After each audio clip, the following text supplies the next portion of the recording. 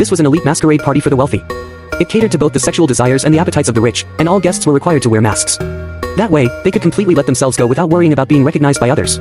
However, Legoshi, completely broke, also managed to sneak in today, and what's more, a woman with a deep neckline took an interest in him. In reality, the old horse and Legoshi were there to investigate Melon's ivory trafficking case. After planting listening devices on their bodies, they prepared to infiltrate the ball without money or identities.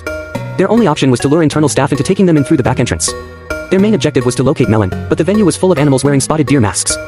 For a moment, it was impossible to tell who Melon was. Frustrated, Legoshi went to the bathroom to urinate and unexpectedly crossed paths with Melon, unfortunately, without recognizing him at all.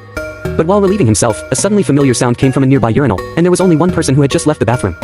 Obviously, the figure standing in front of the mirror was Melon, the very one he was looking for. When Legoshi rushed out, Melon had already escaped to the rooftop. After chasing him with great effort, Legoshi realized that every single one of his movements was within Melon's surveillance range. He barely had time to notify the old horse when Melon's sharp blade was already aimed at his vital point. It turned out Melon had already discovered that Legoshi and the old horse had infiltrated the party. Not exposing them immediately was simply a way to separate them and eliminate them one by one.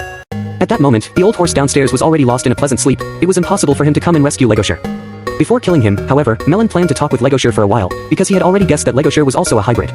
After all, a normal wolf isn't that tall. Being a hybrid himself, Melon decided to face Legoshi in his true form.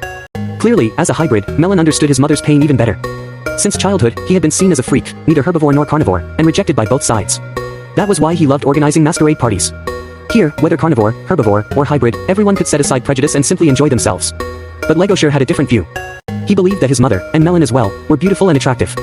He thought those words might buy him a few more seconds of life. Unexpectedly, Melon directly removed Legoshi's miniaturized camera. Because if he wasted any more time, the old horse downstairs really might come up.